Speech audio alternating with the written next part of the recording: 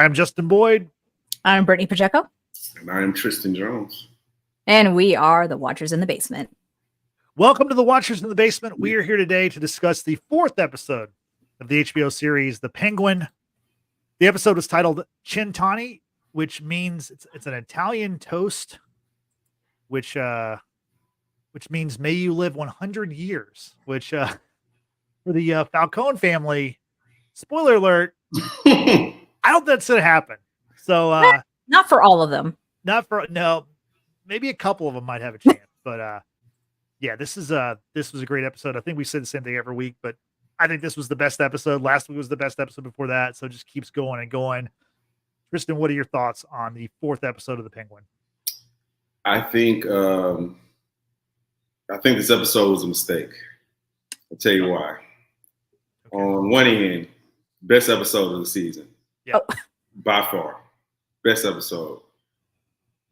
This episode was a mistake because I am so much more invested in the Sofia Falcone character and storyline that I have to recollect myself on how much I care about like the Oz Penguin story because Sofia episode by episode is like kind of stolen the show.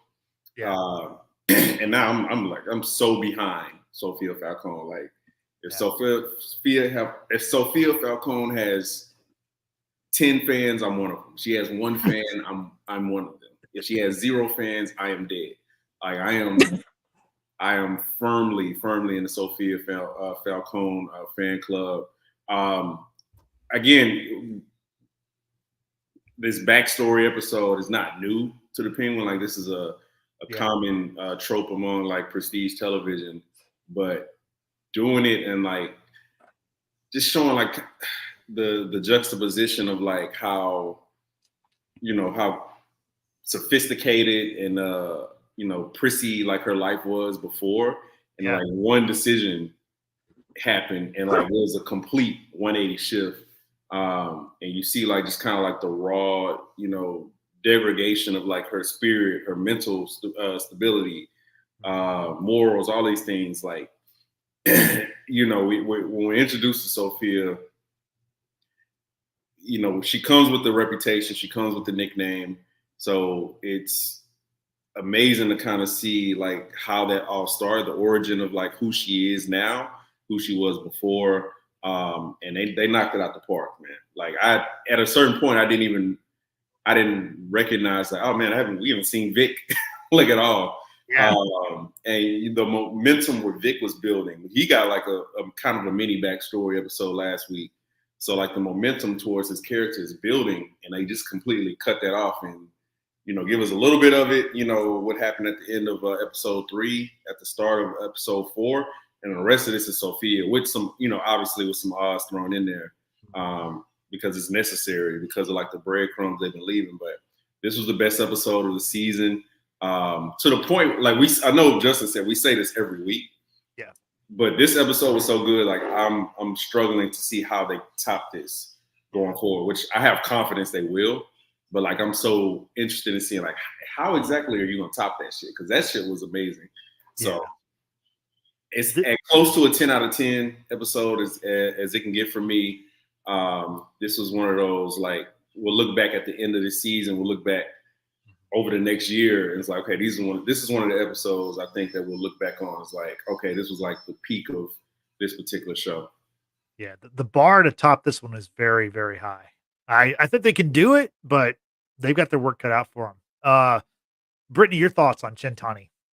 Man, like, I'm with Tristan. I'm not going to repeat everything that he just said. I mean, but because when you have Tristan on our pod, like he just says everything so eloquently and hits it every single time. I mean, I can't like stress that enough. In Sofia's point of view, and I called it last week, Justin. You and I were talking about this, and I think Tristan, you were here too, of course. I said I felt that the backstory was going to uncover, of course, how Sofia got the, nickname Hangman, but I felt like she was being framed. Like she actually didn't do the thing that she was, forever labeled. And I was right. I felt pretty good about that. I was right. I was like, oh man, like she didn't do anything to begin with. But you know what? Under the circumstances of how she was treated by her own family, family, blood runs thicker than oil, right? Yeah, well, blood just makes you related. Okay, that doesn't make your bond strong, right? And for Sofia to experience everything that she experienced and witnessed, therefore, I completely understand her villain arc, right? She was innocent. She kept saying that she was innocent. She was put through situations at Arkham, and when push came to shove, and she was told, "Hey, you ain't getting out of here, even though you've done your time." It's like, well, fuck it. Might as well do the things I've been accused of. I would too. I'm not gonna lie. Like, if you're gonna say, "Hey, Brittany, she was accused of doing this and that," it's like, fuck it. I'm just gonna go ahead and do it. You already think that of me. Why not just follow through? So I understand where Sophia is coming from. She was mentally broken down at Arkham. She just unfortunately gave in to the belief that she was truly a vicious person, a murderer, and what have you. And it's like, it's just sad. It's just sad how like the system continuously fails the innocent. And I have a little bit more sympathy because it fails, the women who, in this case, she had told Oz at one point, it's like, hey, you may have a shitty job driving me around, but you've got a dick, so you're up for promotion. I'm not. Yeah. And she had something that was going to be given to her by her father. He was going to break from tradition and make her head of the family when his time was over, right? Huge, monumental.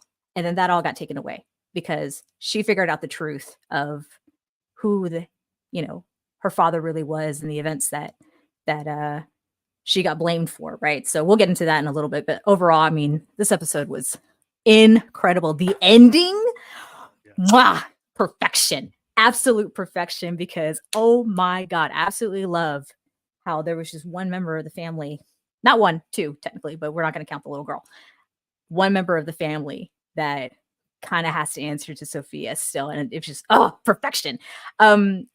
Quickly over in the chat, appreciate Trisha, the Texas Potterhead, being here today. She's joining us. I love it. She says, hey, Tristan's here, which is great. Shout out to King V Johnson for joining us in our live stream, and to anyone and everyone else who's watching us live as well as watching the replay. We would love to hear your thoughts. Leave them down below. Trisha says the writing in the series is so good. I couldn't agree more. She says, I am looking forward to seeing how many DC villains, relevant or not relevant to the series, they sneak in here throughout the remainder of the series. And that's very interesting. Yep, she would have snapped too. I'm not gonna lie. It also shows how ruthless Carmine was to do this to his daughter. Yes, and we're gonna get into all the nitty-gritty details. If you watched us this far, don't forget to subscribe, hit that notification bell to let you know the next time we'll go live, and also don't forget to hit the like button for this pod.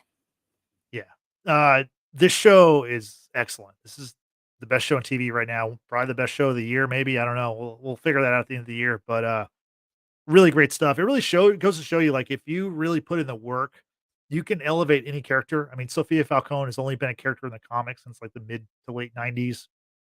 She's not even the most famous Falcone, of course, with her dad, with Carmine, but they've elevated her. Like Tristan said, like, I think it goes further than this show. I think she's the most popular character in the Batman saga, which, that's tough when you've got Batman, but I just hope she makes it to the end of the season. I want to see her in the Batman part 2. And honestly, I think the way that the episode ended makes it more likely that she's going to be around for the Batman part 2, or if there's a Penguin season 2 or whatever is coming later on, because the rest of the Falcone family, they're done, but she's going to continue on, probably going by the Hangman moniker. And that's what we'll get to right now. This episode, we learned that, Sofia was framed by her dad. She was never crazy. She was never the Hangman, and she was forced to stay in Arkham for 10 years for something she didn't do. I mean, and it's so crazy to see how innocent she was at the beginning of this episode, and to see, like, I mean, as innocent as a mob boss's daughter can possibly be, she was, and to see her go through that was was it's really kind of tough to watch, honestly, because you're like, this is totally not fair. Like, this is absolutely garbage, like what's happening to her. But I just want to say, like, from watching the trailer from last week for this episode, the first 40 minutes went exactly how I thought it was gonna go. Exactly how I thought it was gonna go. The last 15 to 20 did not. I was not expecting that, but I did enjoy it quite a bit. So let's jump right into the episode. The episode opens with we're in present day, right where episode 3 ended. We've got Sofia and Oz. They're at gunpoint being held there by the Maronis. And we see how quickly Oz flips on Sofia after he just talked about how he wanted to help her, wanted to trust her. He apologizes for what he did in the past, which we're going to find out very soon in this episode. And you see the betrayal on her. You can see how she feels betrayed as Oz is telling Nadia Maroni, hey, the drug's all yours. I just needed Sofia to get it for us. Now it's all yours. Like, you got to trust me. And you could just see in her face the pained expression of, like, he did it again. I can't trust anybody. Cristin, what did you think about the opening scene and how it kicked off this episode? I thought it was brilliant because we don't see that at the end of episode 3. Yeah. We just see them, we see the Maroni, accost them at the end outside the club. So yeah, like, all of these, I think, okay, when, Oz is kind of like double crossing her literally in real time. Mm-hmm. You can see, like, on the facial expression of, like you said, like, he's done it again. And not just he's done it again, but it's like another man has double crossed me, has lied to me. Like, all of these triggering events, all of these things, like, these plant the seeds of what happens at the end of this episode. Like you said, the last 15 minutes of it. But again, we talked about it last week. Like, nobody really trusts Oz, but, like, Oz continues to find himself in positions to where he can kind of make up for the last betrayal with a new betrayal. Like, he's very good at, like, talking himself. This was clearly a moment where, like, he had another moment, at least, where he had run out of, like, moves to make and essentially get saved by Vic.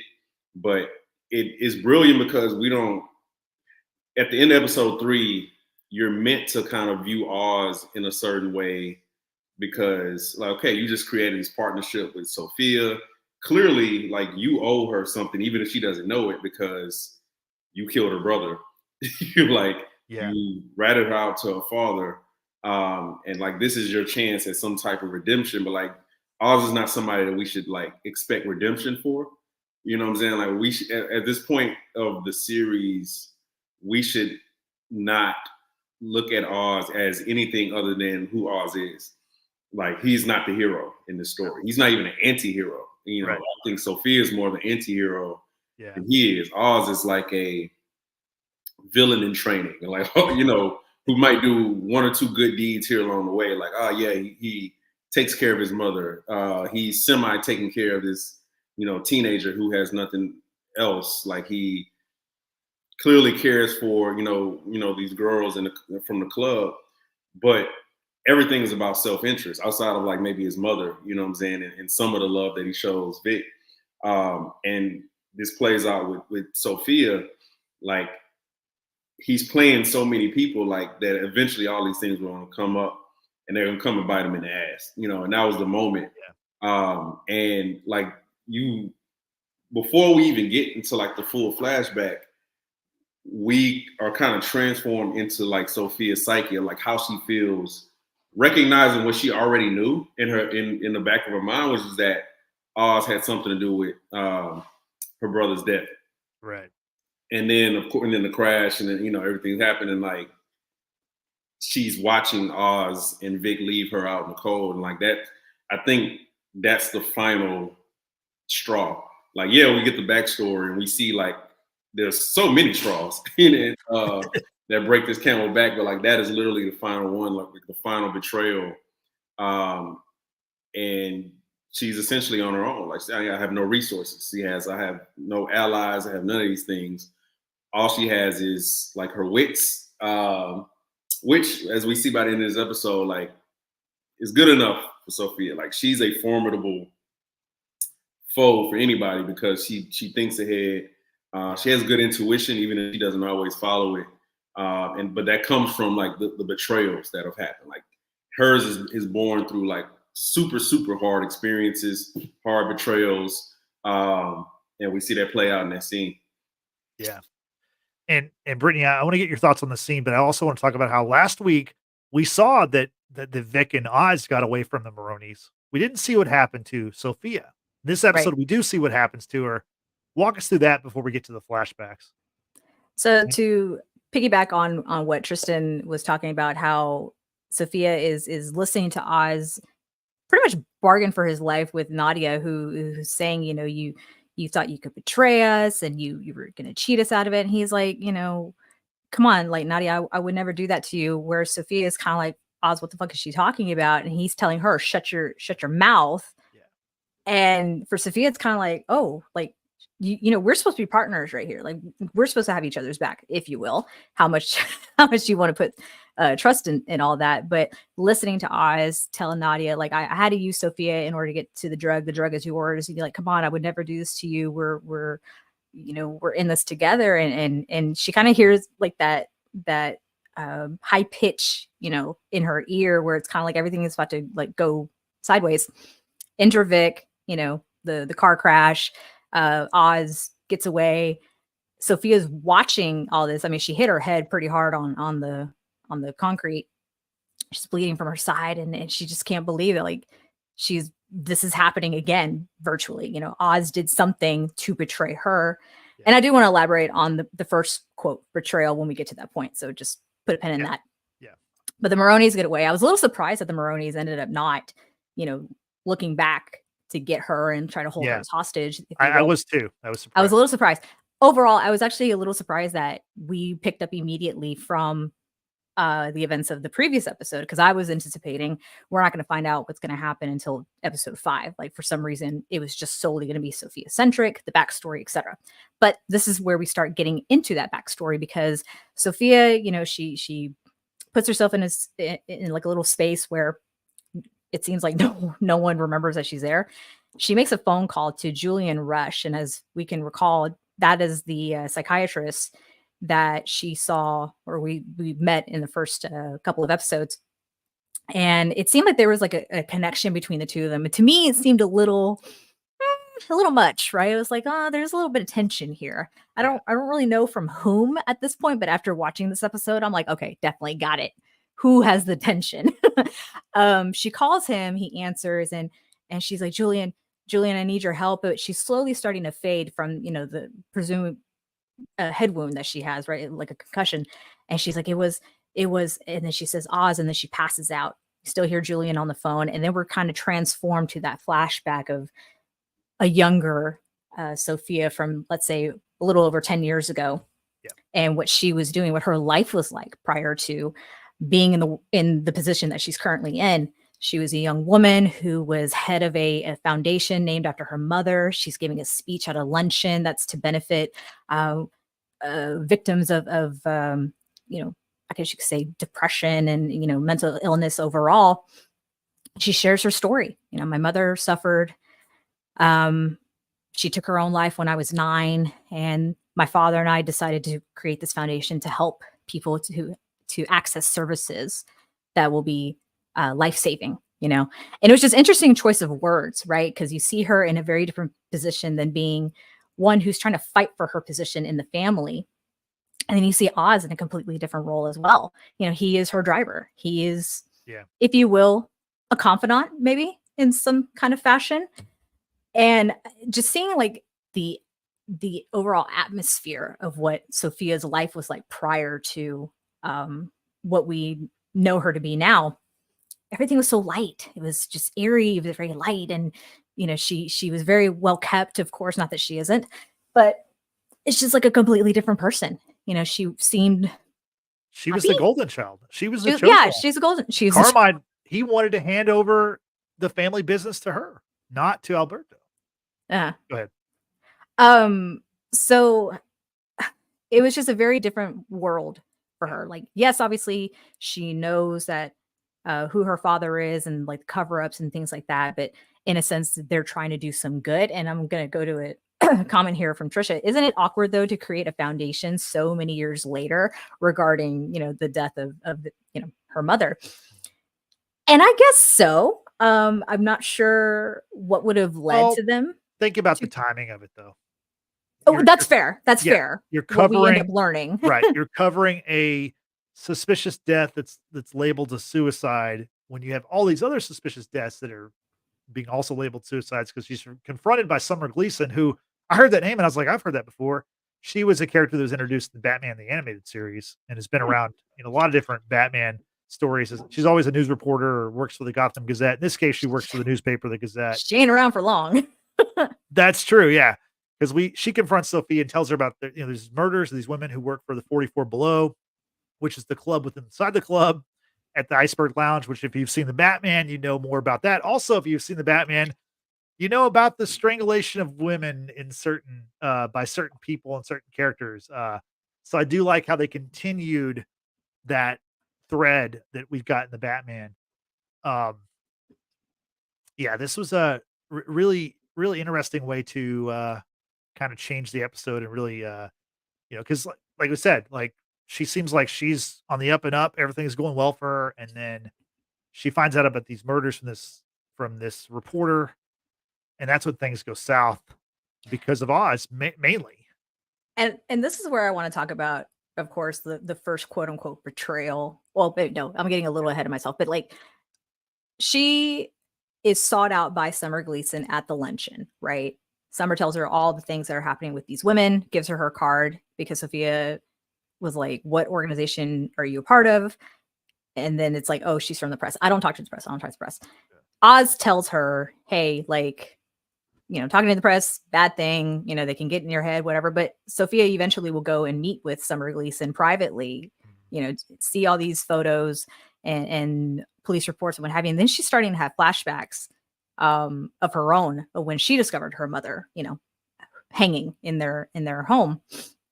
But I just want to say real quick, and we'll come back to the nitty gritty of it.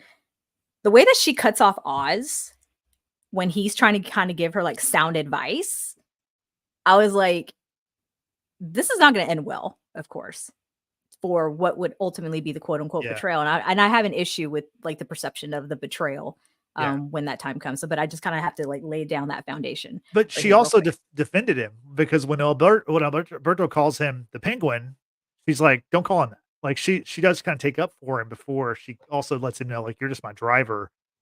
Tristan, what do you think about how their dynamic played out? Was Oz always going to rat on her? Was he always looking for an opportunity, or was it because she kind of put him in his place after he thought they were maybe establishing some kind of a camaraderie or friendship or something? What do you think? Nah, man, I don't. The more we see Oz, especially when we look back flashbacks and what we see in the current timeline, like we have to get it out of our minds like that. There's this transformation where like Oz was this good guy, and then something happened, and we saw an opportunity. Like he's just always been an opportunist, and maybe the way that the way other people perceive him because of the disability, because of how he looks, because people think he's dumb, whatever. Those things might have contributed to like him becoming more of an opportunist. I'm sure those things contributed more to him becoming who he is, but there's no shift with him. Yeah. So if you just kind of notice when Sofia is talking to Alberto from the back seat, Oz is like he's paying super close attention, like he's looking out for key things. You could argue he's looking for these things because he wants to protect Sofia, like things that he can bring up to advise her on later, or he's looking for an opportunity. He's looking for a way in.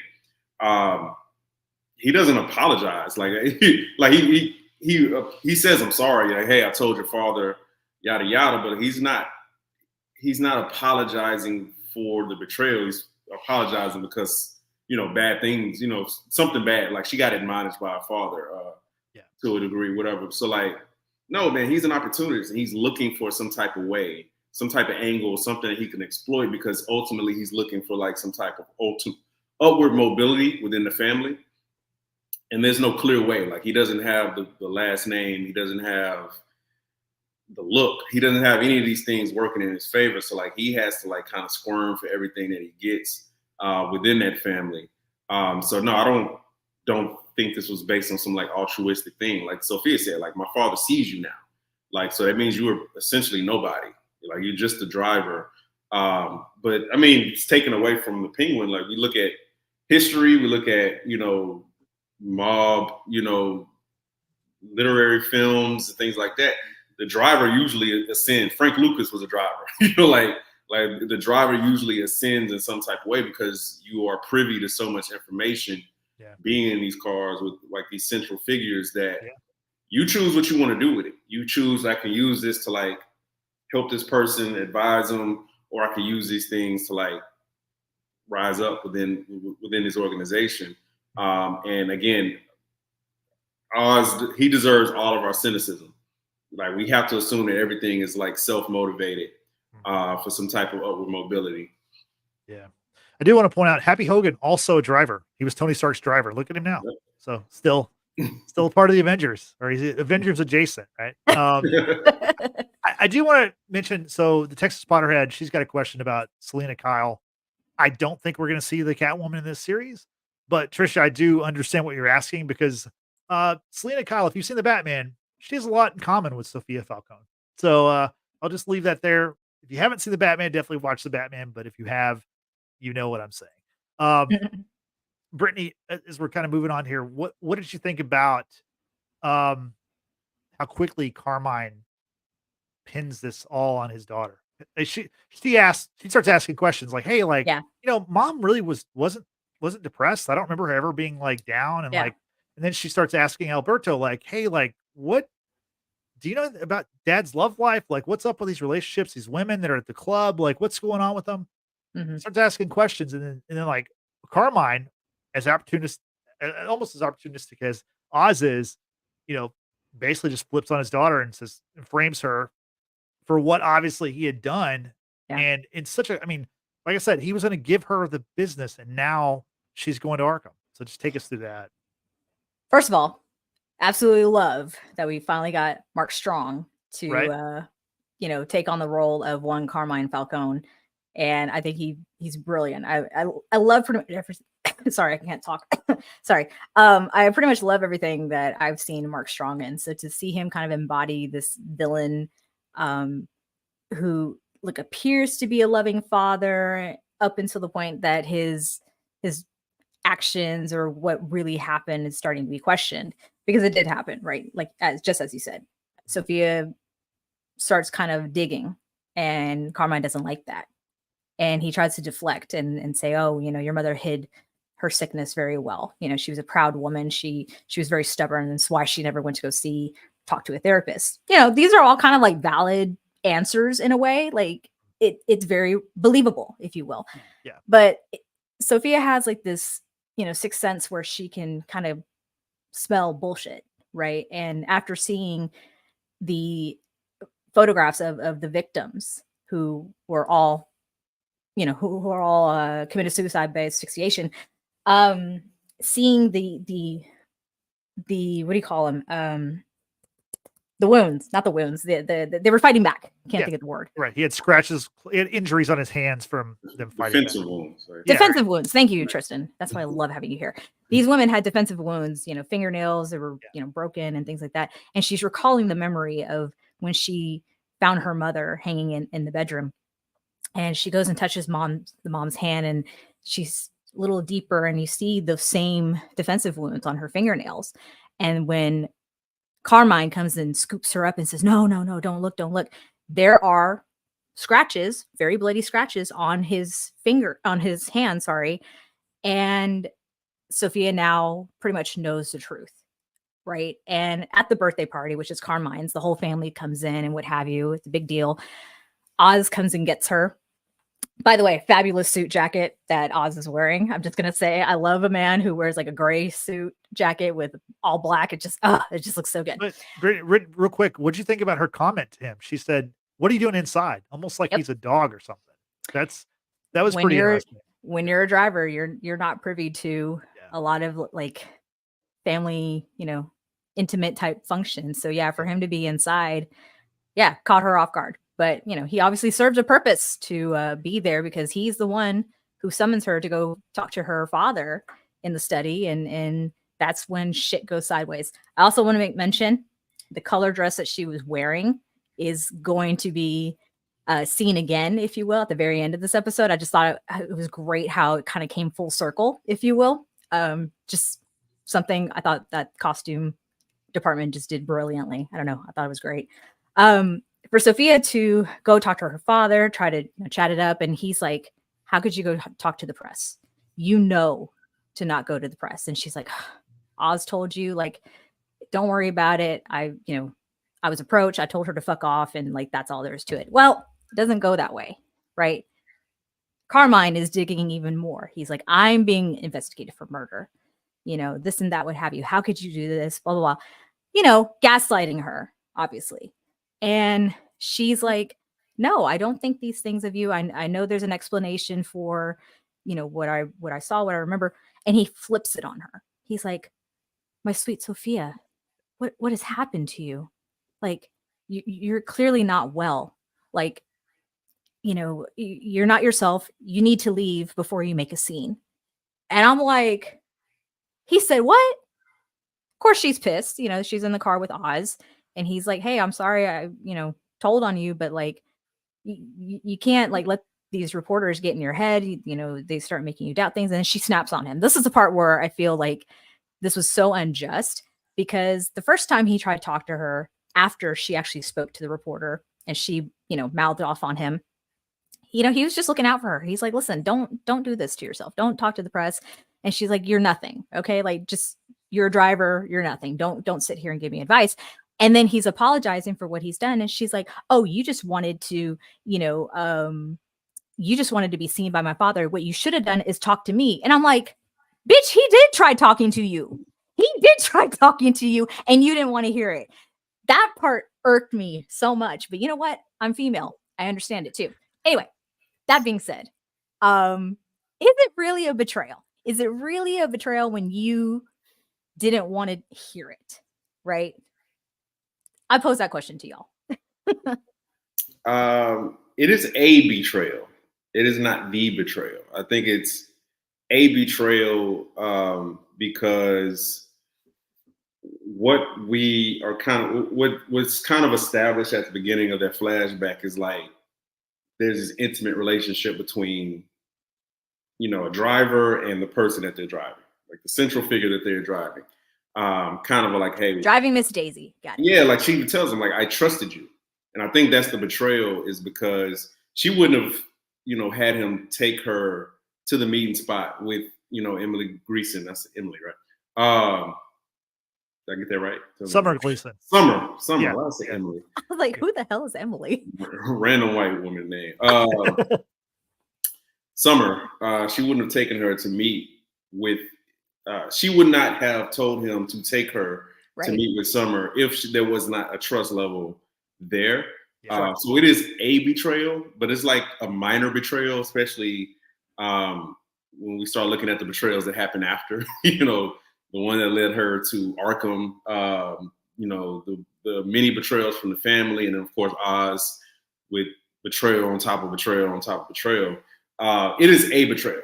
It's just not something that they probably could have worked through, as driver and drivee, had she not, of course, been framed for murder, being a serial killer. So it's definitely a betrayal of trust, because, like I said, she felt like there was a unspoken relationship there that allowed her to kind of move freely and kind of move to where her heart was taking her, which is at the very least to find out what Summer Gleason had on, her father and on the family. So she could have the option of saying, fuck off. So definitely a betrayal of trust. Well, for me, and Justin, I want to hear your thoughts too, because Carmine is like gaslighting her throughout this whole thing.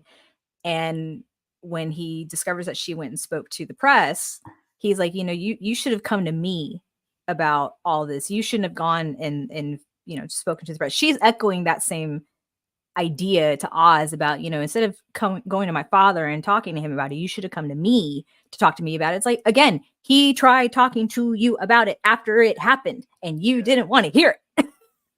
Justin, thoughts? Yeah, I don't. I mean, yeah, I think like Tristan said, it's a betrayal. It's not the betrayal. I think because even we saw what he said, what Oz said in episode 3 when he's kind of apologizing for it at the club when they're launching Bliss, and he's saying like, I I knew your dad was gonna do something. I didn't know he was gonna send you to Arkham. So like there's that part. Like I don't think he expected it to come down so hard on her because, like I said, she was his favorite kid and she was the one that was reliable. And he said Right. like the son was soft and she was like Carmine. And so I think that's how it kind of that's what was surprising even to Oz. Like he's always looking for an opportunity, but I think in that case, I don't think his grand plan was like, okay, I'm gonna rat on her and then I'm gonna get all this stuff and she's gonna go away for a long time. But that's just how Carmine, also looking for a way to, to make the problem go away, took advantage of the situation. Well, and the situation escalates, beyond Carmine dismissing his daughter to go home, right? Oz and Yeah. Sofia are met by cops, right? And it's a cop that they know because this is the one that works for Carmine, if you will. He's the Batman. Yep. Yeah. And this is, I think, Kenzie is his name. Yeah. And so he basically tells Sofia, hey, get out of the car. And she's like, oh my God, did my father call you? Like, whatever. She gets out. And she's told she's being put under arrest for the murder of Summer Gleason, the woman that she had previously met, the reporter. And she's like, oh my God. And shit goes downhill. And I was, in a way, a little surprised by Oz's response because at the same time, I kind of thought if he knew that Carmine had done something to the reporter, or if he had any inclination at all of Carmine's past, having murdered so many women, let alone maybe his own wife, I was a little surprised to see that how taken aback even Oz was, like if this was a performance or if this was like truth, right? He literally had no idea that this was actually happening at the hands of Carmine. You know what I'm saying? Incredible performance by I just blanked on her name. Justin, help me out here. The actress Milioti. Thank you, Cristin. Yeah. Incredible performance. I mean, from that point onward, her panic, her how Farrell she would ultimately come out to be, because it was just like boom, boom, boom, one bad thing after another. She's in the police station with her brother and an attorney who's telling her, hey, like, the judge has agreed to this. You're going to be at Arkham for 6 months waiting for trial, and you're going to have to go through a psychological evaluation. And Sophia's adamant, like, I didn't do these things. Like, I'm not crazy. My family's using my mother's suicide as the reason for, this mental illness. And the one that got me, she's like, I have an affinity for murdering animals. And I was like, oh, not the animals. Oh my God. I'm like, where's my dog? I need to hug her. Yeah. Crazy. Like just how quickly everything turned on her. Yeah. And it's out of pure fear, of course, for her father. We know what her father is capable of. She even told Summer, like, if you breathe a word of any of this against my family, like my family will destroy you. Like we all know this. Yeah. What'd y'all make of her, like, actually being taken away to Arkham and like the whole just getting the welcome wagon at Arkham, if you will? Like, yeah, let's get into the Arkham stuff. Go for it, Tristan. I mean, I don't even know where to start. There's so many different layers to it, like the camera work, like the way it kind of focuses on her, like in like this first person POV. So we're meant to like go through like this entire timeline with her. On a larger level, man, them Falcons, man, like, or her father, like, they don't fucking play. Because in any other situation, like, maybe you scare her into like doing some stuff. Like they went all the way through with it. Like, yeah, I've never seen in any type of show, even in Game of fucking Thrones, like, no one's framing their own children for like murder. Like, that's some diabolical shit, at the highest level. But again, there's this clear like contrast because at the beginning of it, flashback, she's giving a speech. We see her in like this, kind of white dress. Like Brittany said, hair is kind of like, again, you can also tell like so much of Sofia's story through her hair, her makeup, her clothing, and then like the complete contrast, complete juxtaposition to where, the makeup is gone, the hair is messed up, like she's in this Arkham suit, and it's just torture after torture after torture, psychological torture. It got to a point where I was starting to think, well, was Magpie even real? Like, because like, was she put there, on purpose, just to kind of like reinforce how crazy Sofia was supposed to be, because she kept saying like, you're Hangman, Hangman, Hangman. Not even calling her by her real name, just calling her by his nickname. Like, hey, I saw you on TV.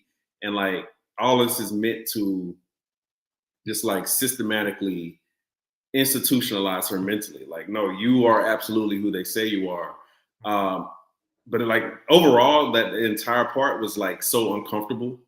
There were certain points where I just had to look away, like seeing her like them turn the I don't even know what the fuck you call it, turning the dial up on like, I don't know if they were. For the electroshock. Yeah, the electroshock. I felt like they were lobotomizing her to a point. Yeah. Which is funny because at one point after the luncheon, she tells to Oz that even a lobotomy couldn't take the edge off of everything that she was doing for the foundation, which is very interesting. Great choice of words. But yeah, it was meant to be very uncomfortable. Like you're there with her, and you're seeing like this rapid. I don't even know. Like I said, it was like a degradation because she's so fixated. Like, hey, I'm innocent. I'm innocent. I'm innocent. And like that's the thing about prison or like any type, penitentiaries, jail, is that you become the thing that you try to tell people that you're not. Like, hey, I'm not this animal. I'm not this. But like this place is a place where you have to be an animal in order to survive. Yeah. And you see it with, her not wanting to harm, the Unchained crazy lady, right. Whatever her name is. Like, she's really trying her best to avoid that because, yes, obviously she's a mob princess, but I don't think she's ever been like that involved in like actual violence. Right. Like she may have been on the periphery of it. Like here, no, you got to be violent, in a lot of cases in order to survive. Yeah. And once like she completely breaks, once essentially the thing that breaks her is finding out that she has to continue to stay there after the 6 months. So at first she's like, hey, I can put up with this. I can live through it. I can survive this. All it is 6 months. And once she sees that lifeline, that 6 months is up and that lifeline is not going to be there, like she just descends into that persona of madness, violence, of survival. Yeah. And it's really sad to see because we know she's not the Hangman. We know she's not the serial killer. We know she has this altruistic need for like justice, even if it's kind of buried deep and she's not able to like fully dive into it. She has a nose for justice. Obviously she's lived through like deep trauma, seeing her mother, take her own life, seeing her mother hanging, we don't know exactly what happened. We can draw conclusions, but like she's been through so much trauma, and her father just kind of casting her aside, essentially like a dog. That's another irony about the way she talks to Oz as her driver, is that her father essentially treats her the same way. Yeah. It's like, hey, in one instance, I can pet you and give you this treat, this carrot with the stick of like, hey, you're going to be the head of the family. In another instance, I can completely throw you away and discard you, discard your reputation, discard you, separate you from your family, have them turn against you in order to suit my own interests. So like this whole thing is like remarkably sad. And again, this is why I'm Team Sofia. Like I knew obviously by the time we see her in episodes 1 through 3, she's clearly disturbed mentally. Yeah. But the way it's framed at the beginning is that this is just how she is, and not like this is a result of a series of extreme injustices done against her, done against other people, that she's simply just like a cog in the machine of it. And like she's indirectly paying the price for essentially just wanting to do the right thing in a world where that stuff gets punished pretty severely. Yeah, we see her unravel in Arkham. They break her. Like it's the fix is in too. They're not there to help her. They're not there to rehabilitate her. They're there to torture her, to create, to make her crazy. Honestly, to make what Carmine says actually the reality. And Go there's ahead. an interesting line that she tells Alberto before she's being taken away to Arkham, right? That she's like, "There's no way I can't go to Arkham. Like I'm not going to survive. I'm not going to make it. I'm not going to make it. I'm going to die in there." Like, and in a way, she did. That persona that we were uh, given in that flashback, that person is dead. Like she's gone. The doctors, including Julian Rush, were there to, evaluate her, quote unquote. She was very skeptical from the jump. She's like, you're trying to twist my words to make it seem like I'm, crazy, or that I perceive things in a certain way. And she was all very much there. They put her in situations that were clearly unsafe, that were meant to make her into the thing that she was being accused of. And at one point, Julian starts questioning, what if she's telling the truth? Which puts him in danger, right? Because if he's going to be seen as aiding her to, get her out, or, make her seem sane, that's not going to end well for him either, right? And so when the time comes that these electroshock therapies are happening, she goes back to her cell and she's seeing like the walls being peeled back, and she's ultimately seeing the wallpaper on her from her parents' bedroom, where she found her mother, which is furthering that insanity. The use of the photography, like the camera of like blurring things out and just seeming very distorted and what have you. Now she's having a hard time deciphering what's real and what isn't, and then just constantly being surrounded by these women who are truly unwell, truly criminals, if you will, and it's enough to break a person, of course. And so, like what y'all said earlier, getting that final the finality of like, hey, there is no trial. Like, you're not getting a fair shot. The system is working against you. You're here for good. And that was the last of that spirit of Sofia that was, hanging on. And she's going through the mess hall. She hears Magpie. She accuses Magpie of being planted there by her father to spy on her, to just kind of make her crazy and what have you.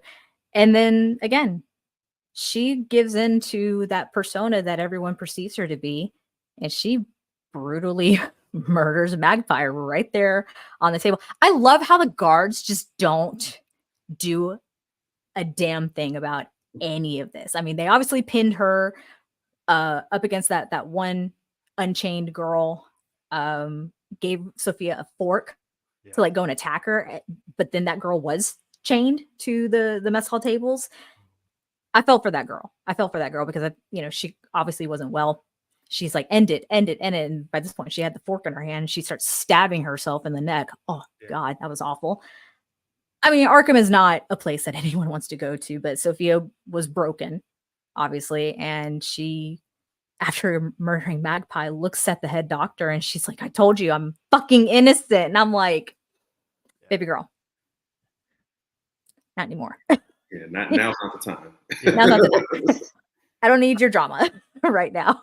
I don't need the hysterics. I do want to mention that Magpie, with her childlike voice, she is a character in the comics. She's appeared in other TV versions of Batman. She was in the Gotham show on Fox. She was in Batwoman on CW. So this is not a new character. So it was kind of nice to bring in a character that people might know if you follow Batman stuff. So very cool. Obviously, she got, she met her demise as Sofia bashed her head against the mess hall table. And then after that, we're out of our Arkham. Sofia, wakes up from the flashbacks and she's with Dr. Rush in present day. He'd come to help her from what we saw at the beginning of the episode. She called for his help. And then we get a scene with her and Dr. Rush, and she's telling him, telling about Oz, yeah, I should have killed him when I had the chance. Obviously he killed my brother. And then she asked Rush what he wants. And Tristan seems to me he wants her, because otherwise I'm not like his methods of therapy are pretty I would say unorthodox with her, especially. I have an issue. Like, I think it's easy to perceive that he wants her. I think there are moments where that seems pretty obvious. The way he kind of looks in her eyes, the close proximity that they have towards each other. I don't know how much he wants her versus he's intrigued by her. Yeah. And maybe there's some Venn diagram, like those things kind of overlap. But he's definitely intrigued by her, and she kind of calls him out. It's like, really, this is based on like your own guilt, because you watch these things happen to me. You watch me descend slowly into like this broken person, into madness, if you will. Yeah. And you were powerless to kind of stop it. Even though, he clearly tries. But again, he's a cog within a larger machine that has nothing to do with him, where he just does not have the power to affect these things. So he has to go through with it, despite whatever doubts he might have, despite a part of him believing that she might be innocent. So I don't know how much I haven't seen enough to say, okay, he absolutely wants her, and in what way. I don't know. I don't think that you should be like trying to pursue something with someone fresh out of Arkham.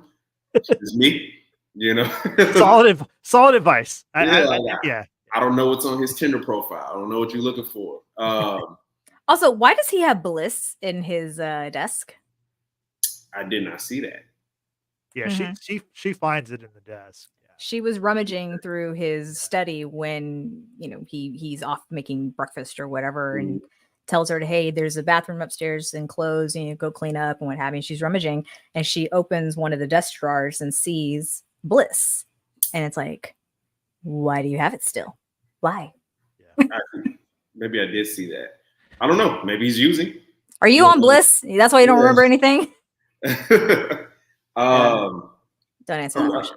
I'm interested in seeing more like their dynamic, seeing what role Dr. Rush plays. First time we see him, I just thought like creepy psychiatrist.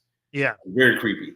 And the second time, like at least, there's an effort there to like kind of save her from some danger in ways that he couldn't do before. So I really want to see like where this goes with Dr. Rush and Sofia. What role does he play? Like, is he still kind of was he ever under the thumb of the Falcone's family? Like how much, like what involvement did he have in her treatment at Arkham as a whole? So I think we'll see more of these things as the rest of the season plays out, but I'm very interested in just seeing like what role does Dr. Rush have in all this? Like I said, why does he have the Bliss? How did he find her? Like she didn't tell him where that's what I want to know too. Very mysterious guy, and I forgot the name of the guy that plays Dr. Rush, but everything he's in, he's a mysterious guy. Yeah, it's Theo Rossi is the actor. Yeah, Theo Rossi. Okay, yeah, I remember him in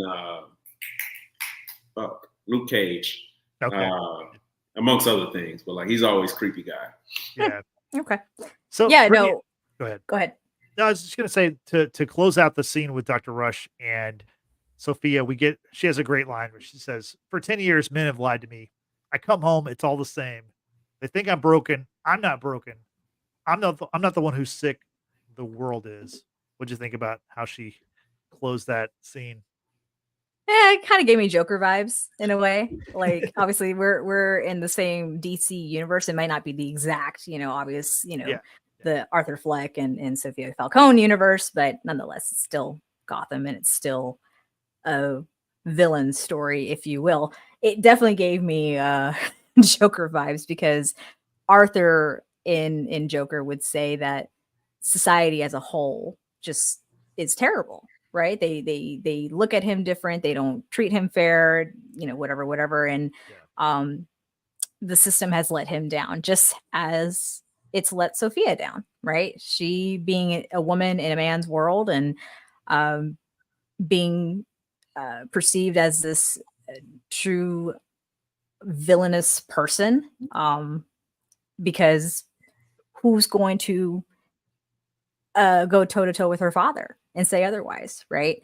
And for the fact that like Dr. Rush was there at Arkham for a good majority of the time that she spent there, because she goes on to talk about Dr. Vetris, who was, the initial doctor of hers, and then someone else came along, and then someone else, and then someone else. So like a series of doctors, and then Julian left because he could, but there's that sense of guilt. And so like Tristan said, she called him out on it. But the fact for her to say, like, there's nothing wrong with me, it's the world.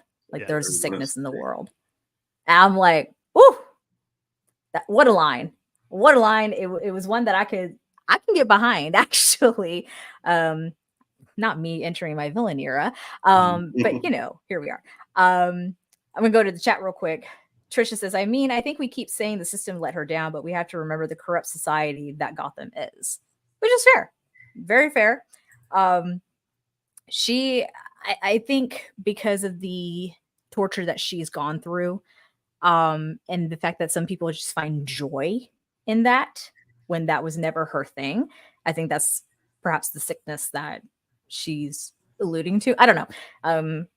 It can be interpreted in many ways. Trisha, I appreciate your support for my villain era. It's gonna be fun. I would also say at the end of that, when she tells Dr. Rush, like, "Hey, you're right. I do need a fresh start." It was then I knew that she was gonna kill her family. Like, I said the same thing to John. I was like, "Oh, she gonna murder everyone."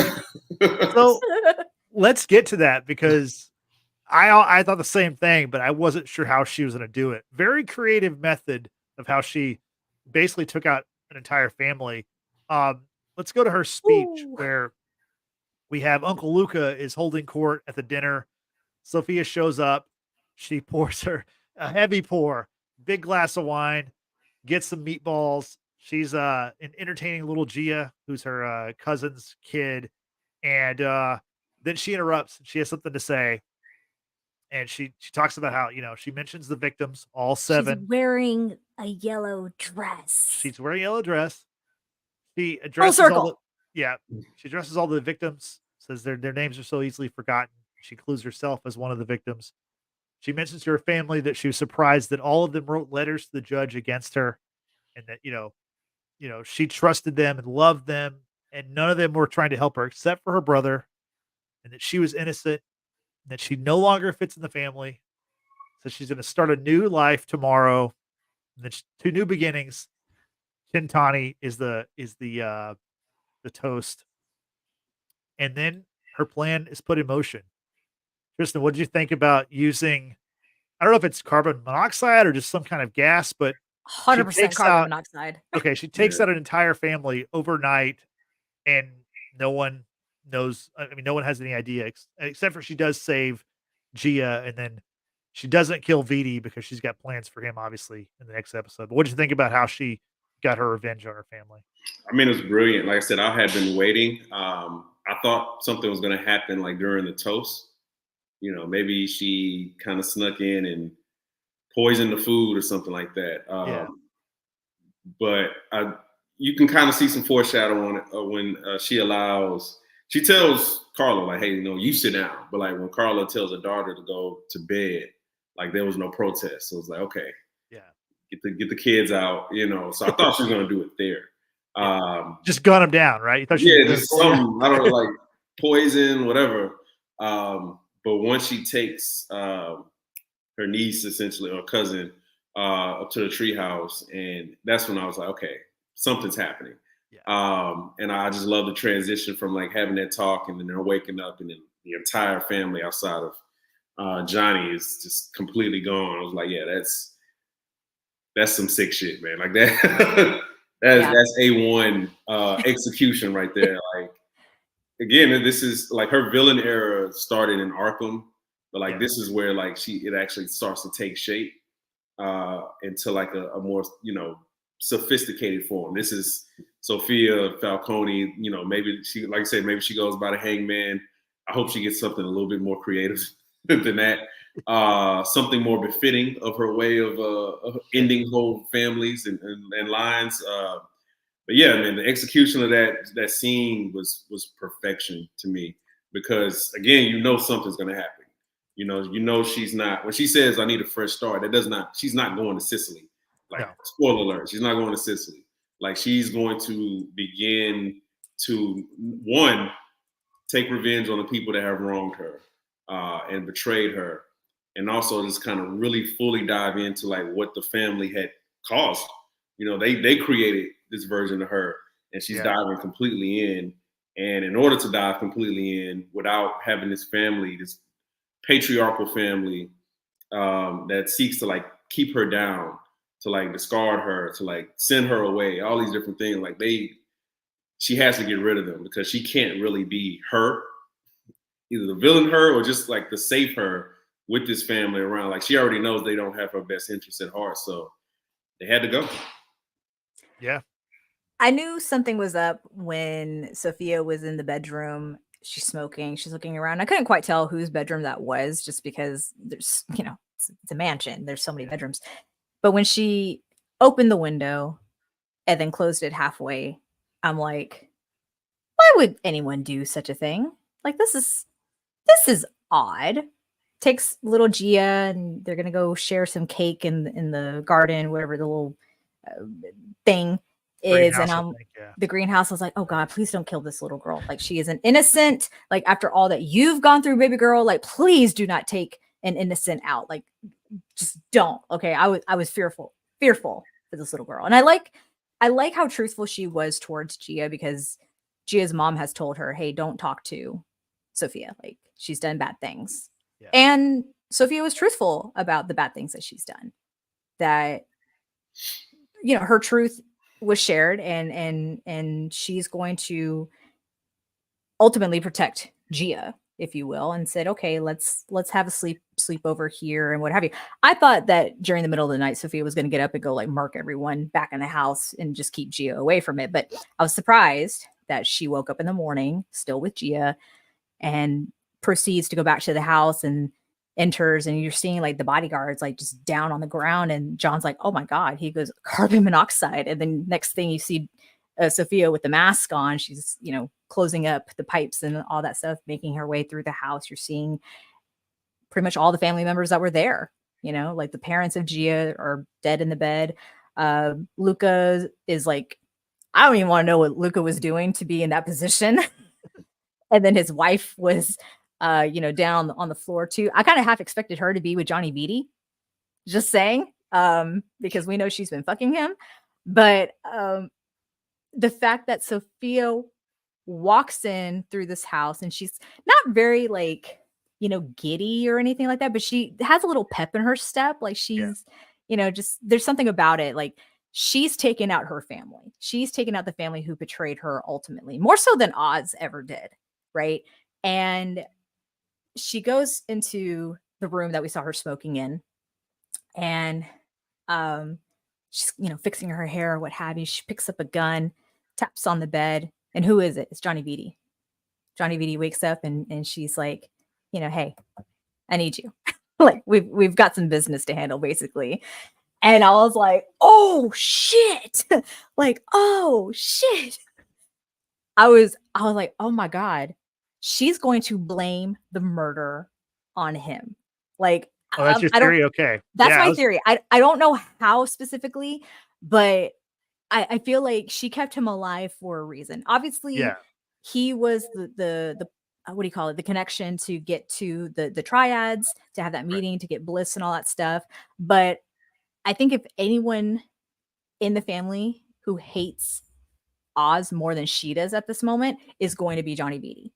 Okay. And so I'm curious if she's going to like now align herself with him, or if she's going to like pin everything on him as well. Either way, she is going after Oz. That much we already know from the trailer for next episode. Yeah. But My theory is, first and foremost, she's going to pin the murders on him, Okay. but I don't know how. Tristan, do you have a theory on why she kept Vidi alive? I mean, Brittany just threw out a couple of them that are pretty good. I honestly don't have one, but have you thought about like what's her end game with Vidi? I think she's going to use Johnny Vidi to pin these murders on Oz. There we go. That's more plausible, because then how is she still alive and how is Johnny Vidi still alive? That's good. Yeah, I think Oz is again. I said it. Maybe not next week, but not last week, but the week before of that. This partnership between Sofia and Oz was fraught from the beginning. You know, it was not built on the most solid of foundations, and I thought it was going to be temporary. You know, I thought they were partners enough for them to like understand each other more, but that would only make them better foes. You know, like just this understanding. She knows that Oz, obviously she knows he betrayed her in the first part, you know, talking to her father. She knows that he's come up a little bit within the family based on his betrayal of her. She now knows that he killed her brother. She now knows that he's been using her for the drugs. You know, that he's been playing these families against each other. Like all these things he knows. Johnny Vidi is honestly, if she's going to keep him alive, the only reason to keep him alive is for him to corroborate, you know, all this heat going against Oz. Yeah. That's the other. Go ahead. Sorry, I was just going to say the other thing too is that we can't forget about the Maronis. Obviously, the Maronis have a huge part to play, and I mean, we're already in the middle of a gang war, if you will. So we can't forget about the Maronis and how they're also pissed at Oz for a betrayal, if you will. And could Falcone align with the Maronis? I think it's inevitable. Okay. Yeah. Okay. Again, as we get lost within this really great episode and this really great story about how Sofia Falcone became Sofia Falcone, we have to understand, like, we're also in the midst of this larger story, which is how Oswald becomes the Penguin. You know, how he becomes like this disreputable figure in Gotham and the underworld crime world, and you can't do that in the middle of two families going against each other. Like, he has to become like this larger than life villain. And I think at this point, like the more foes against him, the more he gets pushed into becoming who he is. And he's gonna have to like build himself up without the support of these families. And I think that's the larger thing. Like, he tried to go through this. He's trying to build himself up, like, I guess the quote unquote right way, by like rising up within, you know, this organization. But that's moving too slow. Like, there's just too many other factors, too many people against him, too many people who don't respect him. He doesn't have enough power. Like, he had his own situation, not just even with the club, but like with the drops and stuff like that. But that wasn't even really his, you know what I'm saying? Like to own. So he doesn't really have power. All the power he has is given to him, or he has to negotiate. And what we know about the Penguin, just in general, is that he is an independent criminal figure who has certain allies here and there, but like ultimately this is something that he builds up himself. So we still haven't seen that fully. We've seen him leech off of other people's ideas. We've seen him, like I said, at the bottom to mid part of an organization. We have not seen Oswald become the Penguin, become like that central figure within his own thing. So yeah, I think Sofia is going to use Johnny Vidi to pin the murders on Oz. She's going to use Johnny Vidi to like broker some type of truce between the families and say, hey, no, we have a common enemy. There's one person who's been trying to fuck us both, and that's Oswald. So yeah, that's my theory. I gotta go to the chat real quick, y'all. Trisha, so what you're saying is we will see him retreat to the sewers to build up an army of loyal penguins to take over Gotham. Yes. We may not see an actual penguin. I don't even know if we're going to see an actual penguin. Like, I think he's just the Penguin because he just walks like that. Yeah. But if they throw some penguins in, if we don't get Pesto the Penguin all the way from Australia, I will be pissed. That thing is adorable. Yeah. It's a Great big and callback massive. to Batman Returns there. Good job, Trisha. Yeah, we're 4 episodes down, 4 to go. We're at the midway point. Lot left to be settled in this show. I did want to point out about well, first of all, we have a question there by Trisha. We can talk about that real quick about do you think she will have any love interests that will align with her comic book storylines? Talking about Sofia. So I don't know a ton about her comic book. I do know that in the comics, she is the actual Hangman. She does commit the those kind of murders. Now, not necessarily to this story, because this story is unique, but she is definitely more of a villain. Like as Tristan says, she is truly in this show right now, she's a um, oh god, what's the word? Not a villain, but a Anti-hero? Anti-hero. There we go, an anti-hero. Whereas the Penguin is Morally full-blown. gray. Yeah, the Penguin's a full-blown villain, as we've seen. Yeah, He will turn on anyone at any point. Yeah, 4 episodes to go. The trailer for next week looks really interesting. We hear Oz talking about like, hey, maybe Sofia did us a favor. 1 family down, 1 family to go, which I do think you're right, Tristan. I do think we're going to see Sofia team up with the Maronis to take out their common enemy of Oz. But can't wait for that. Brittany, any other thoughts on the episode you want to mention before we get out of here? It's incredible episode. I think every episode, one after the other, has like become my new favorite. I thought the storytelling for Bliss was incredible, like tying in Vic's past, like not so long ago past, to what he was experiencing now in this show was so beautifully well like told. Yeah. And then you get the understanding of why Sofia is the way that she is. And I've been saying it I think since probably episode 2, when you see Sofia now with her hair down, like that's the Sofia, like that's the real Sofia. But when her hair was pulled back up, updo kind of thing, she's trying to channel the Sofia prior to Arkham. And I'm going to relate that now to the Sofia that we saw at the luncheon, for the foundation and what have you. Like she was this well put together young woman who was trying to do good in a world that her family does, not so good things, and gets framed for her father's crimes and for being someone who was asking the wrong questions, asking the wrong person those questions, and how quickly family turns on you. And like I said, blood makes you related. It doesn't mean that there's a bond or anything like that. So F family at times. It obviously did not work out for Sofia. However, seeing her evolution of everything that she experienced before Arkham, during Arkham, and then after, hey, I gotta support the girl in a weird way. I know Tristan will back me up on this too. In his eyes, Sofia Falcone can do no wrong. And like I said, this is me entering my villain era. If I'm being accused of doing a thing, might as well do it. Just saying. Well, typically Arkham is for villains are sent there to be rehabilitated or basically just to be stored away, right? She was created in Arkham. That's the difference in her and the other villains. Because in the Batman, we see, the Riddler's in Arkham, and another very famous Batman villain is also in Arkham. I don't want to spoil that for people who haven't seen the Batman. But yeah, great show. Tristan, any final thoughts as we're at the midway point of the Penguin? Cristin Milioti. Yep. Born 4 days before me. Just Leo gang. That explains so much now. I will end with I thought her performance. Colin Farrell this is kind of evergreen for him because like the way he transformed from Colin Farrell to Oswald Cobb, this Irish guy to like this Italian,